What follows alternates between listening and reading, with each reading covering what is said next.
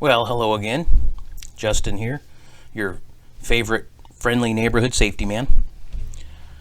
Today we are going to go over tanker endorsement training. We know you've been working hard. We're very proud of you. This whole damn organization is proud of you. Keep up the good work. You're doing great. Now, tanker endorsement, if it's on your job description, and usually anybody in public works that has a Class A is also required to have a tanker endorsement. Check your job description. If it's on there, then you are required to have it. This training will meet the requirement, so you can obtain that and maintain that. This training will go over Section 8 of your Commercial Driver Guide. It's your best friend. It's the Bible. There it is.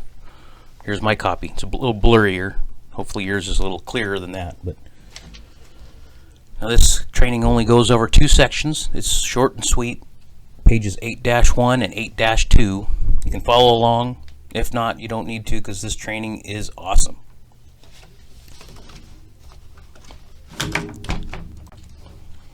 Now, first off, tanker endorsement requirement. What vehicles require for you to have a tanker endorsement in order to operate? Well, a tanker endorsement is required for vehicles that haul liquid or gas, which requires a CDL Class A or B. Not all vehicles require a tanker endorsement. Just vehicles that require for you to have a CDL in order to operate. So they have to be a Class A or Class A, Class A or Class A, Class A or Class B classified vehicle, and haul more than 119 gallons on an individual vehicle, or haul more than 1,000 gallons, which they call an aggregate weight, which is combined. So if you have a truck and trailer, then you have to add those volumes of liquid or gas together. And if they equal more than 1,000 gallons, then you're going to have a tanker endorsement. Now, a flatbed pickup with 300 gallons of de-icer, you don't need to have a CDL. Why? Because you don't have to have a CDL to drive that truck. If you don't have to have a CDL to drive that truck, you can throw 250 gallons of diesel on the back, or de-icer or whatever, if that makes any sense. Now, if you have a dump truck and you throw a tank with 300 gallons of diesel in the back of it, or a flatbed, dump truck with a flatbed attachment on it, if it happens to have more than 119 gallons on it, then you would have to have a tanker endorsement. Well, hopefully that it's a combination, CDL vehicle and 119 gallons on an individual vehicle, or 1,000 gallons combined weight. So you have to meet both of these or both of these. I got my pointer here. So you have to either meet this one and this one, or this one and this one. All right, that's going to be kind of screwed up, but hey, whatever. I'm not going to redo it. We're moving on from here. I'm going to keep moving forward. I'll get rid of my pointer here. Okay, so there are 3 aspects of the tanker endorsement training. 3 major aspects. Number 1, inspecting tank vehicles. Number 2, driving tank vehicles. And number 3, safe driving rules. Very important. We need for you to be a safe driver. And we know you are. So keep that up. Always be safe. Okay, the first section, inspecting tank vehicles. Leaks, the most important issue. And why are leaks the most important issue? Because leaking is a crime. You can get cited for leaking anything out of your tanker vehicle when you're moving down any public roadway.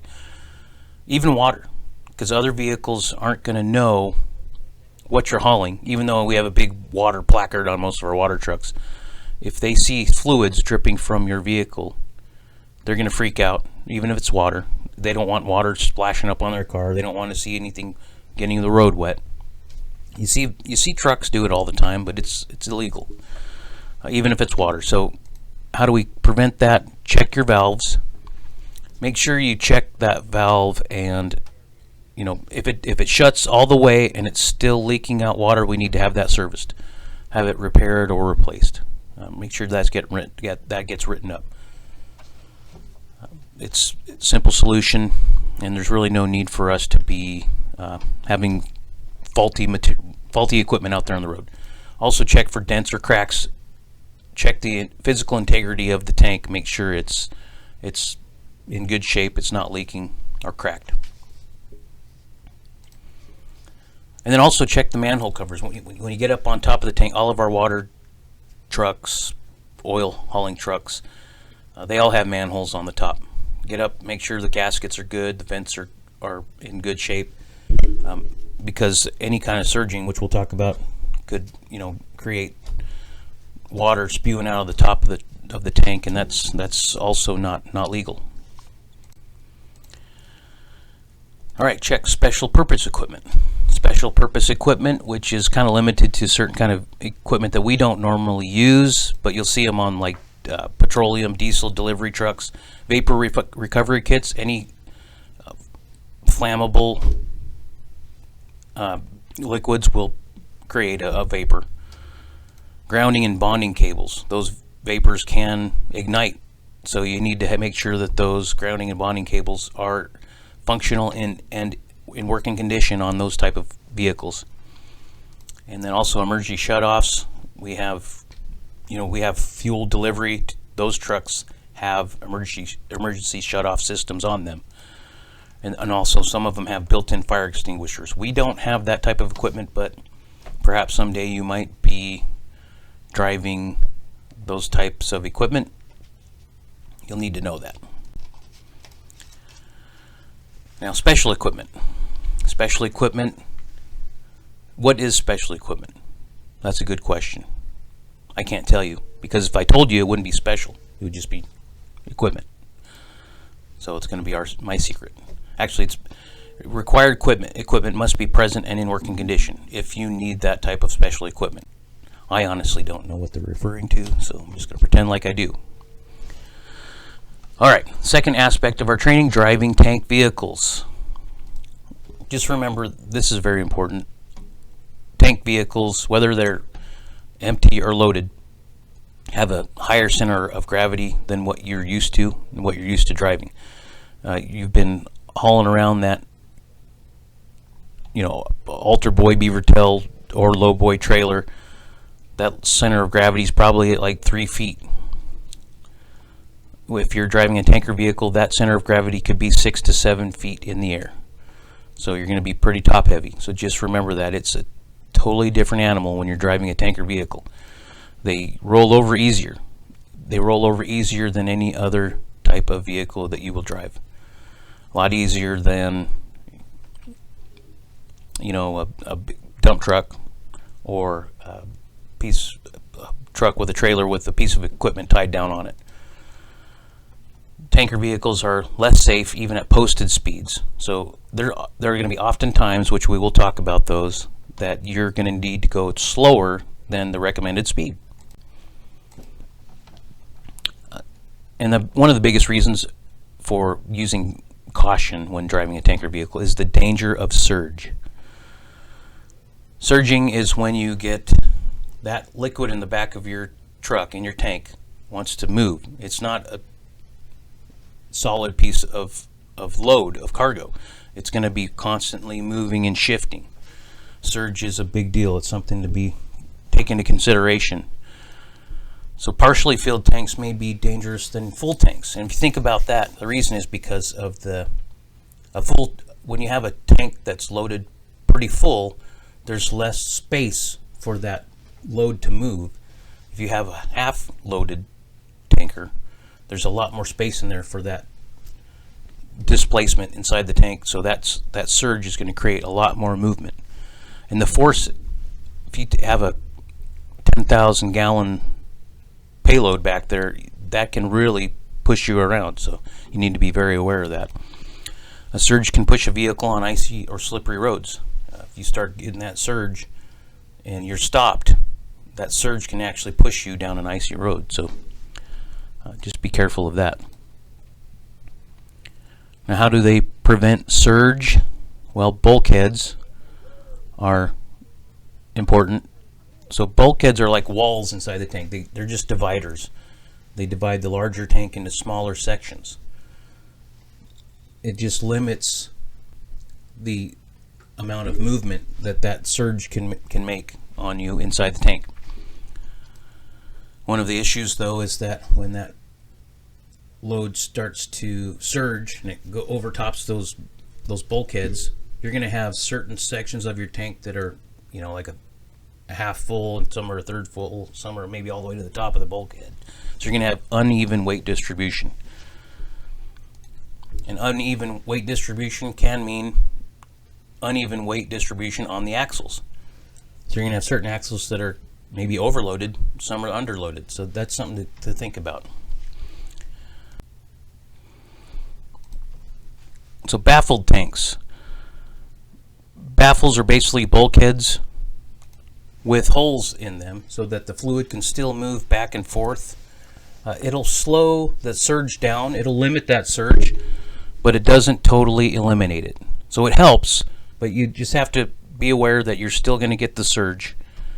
And baffles also are installed basically to help that surge from front to back, but there's nothing that really controls that surge side to side. So that side to side surge can still be there. And that's dangerous because that's where your tipping is going to happen, right? So be aware of that. You can still get the side to side surge. Unbaffled tank. Now, unbaffled tanks have no baffles or bulkheads in them, so that load is going to have the full range of motion in the back of that truck. So if you have a huge load of liquids that you're hauling, that's going to have that strong forward and back surge. So if baffles are such a good thing, why aren't all tanks baffled? Well, that's a great question. Because of food grade transport, baffles aren't allowed, like in milk trucks. In food grade liquids, baffles create an unsanitary situation where you can't clean the tank out. You have to be able to have access to the whole tank to be able to clean it out. So you don't want curdled milk hiding in little corners and nooks and crannies of your tank. So that's why baffles aren't allowed in the food grade transport trucks. So just use extreme caution if you're ever in an unbaffled tank, and you should know how many baffles or if your tank is baffled. Just get up there on the top, look in the manhole when you're inspecting that, and just take a peek inside there. Don't stick your head down in there, but get a flashlight and just kind of look in there and see what kind of baffles you have, or bulkheads. Just check it out because you need to know that. Outage. What is outage? Outage is the space you have in the tank, the spare room you have that you leave for expansion. When liquids heat up, they expand. So make sure that you don't fill a truck up all the way. Always leave a little bit of space. I like to, even with water, I like to only load it about 3/4 the way full. That way, when you're surging, there's not water shooting out of the top of the tank everywhere. Which is not a big deal for us because we're going to dump it all on the road anyway normally, but it's not good for your fellow citizens when they're driving alongside of you. They're seeing water shooting out of the top of your tank. They're going to get weird about it, and they've probably got good reason. Every type of liquid is different. Every type of liquid is going to expand at a different rate. So be aware of the amount of outage that you need to leave, or spare room that you need to leave in that tank for whatever type of material that you're going to be hauling. Now, that is the driver's responsibility to know that and be aware of that. So how much do you load?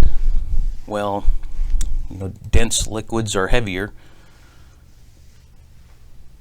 which is interesting because you would think of gasoline or diesel as being a dense liquid, but it's not. It's actually, gasoline's about a little over 7 pounds per gallon, where water or RCRS 2P is like 8.3 to 8.5 pounds per gallon. So that all adds up. When you haul 10,000 gallons, those amount of pounds are definitely going to add up, right?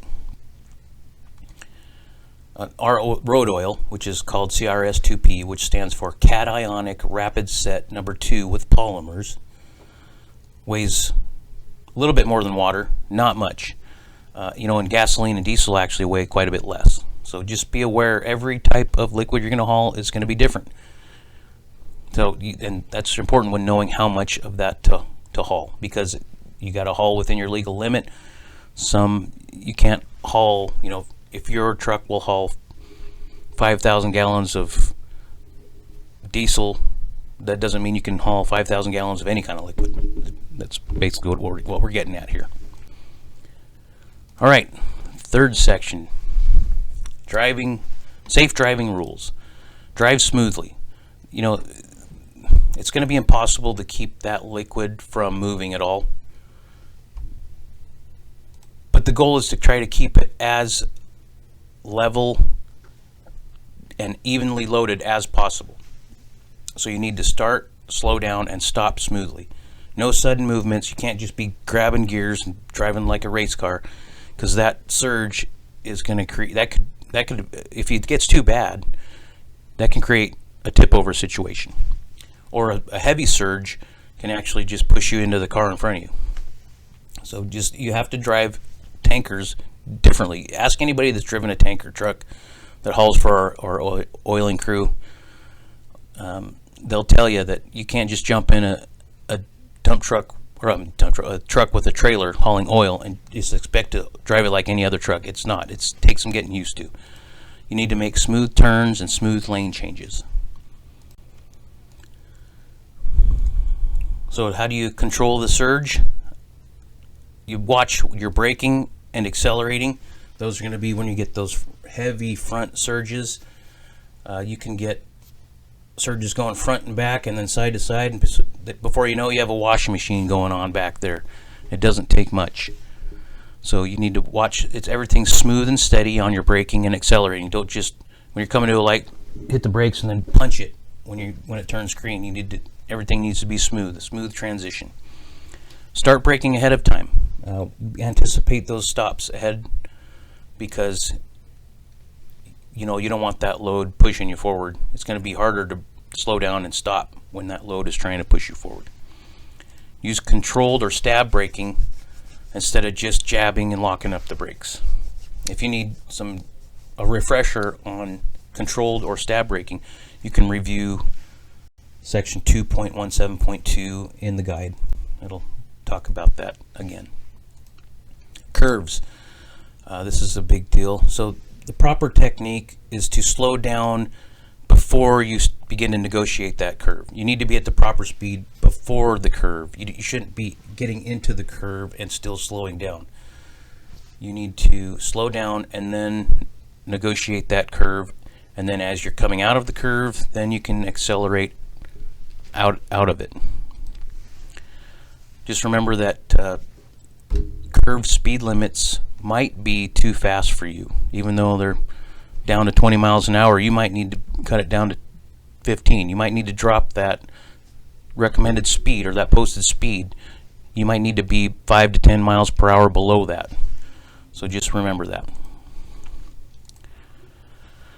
Stopping distance is going to increase when you're hauling that load, because not only do you have the weight of the normal truck that you're normally used to driving, but this is also, the surge is going to want to push you. And that tank, the load is going to it's going to get you rocking. So know how much space you need to stop. You're going to need a little bit more space than you normally do when you're hauling a full load of liquids. And wet roads can double your stopping distance. Don't forget that. And empty vehicles can actually take longer to stop than a loaded vehicle, because you don't have that weight to hold you back. So just be careful. It's good to practice. Make sure you maybe get some time to hook up to a tanker, take it for a round if we have one available, or after you get your license and you want to do some practicing, maybe take it for a spin. It's interesting. You'll see how much different it is hauling a tanker. Skids. Don't oversteer, don't over accelerate, and don't over brake. Everything's nice and easy. It's usually always your drive wheels that will lock up and start skidding. It's usually not your trailer wheels that are the problem. It's your drive wheels. They lock up, they start skidding, and then your other wheels try to keep moving and try to pass you. So that's how a jackknife happens. Well, that concludes our training. We're only 20 minutes, 15 seconds into it so far. I do have some bad news, which it's not going to be bad news because I know you do fine, but it is time for a test. I will be emailing you a test. If it's not with this, it'll be separate. But it'll be included in your email, so check for it. If you have any questions, you can text, call, or email me. I'm happy to help you out. I always am happy to be here for you. And continue with your great work and happy trucking. Stay safe.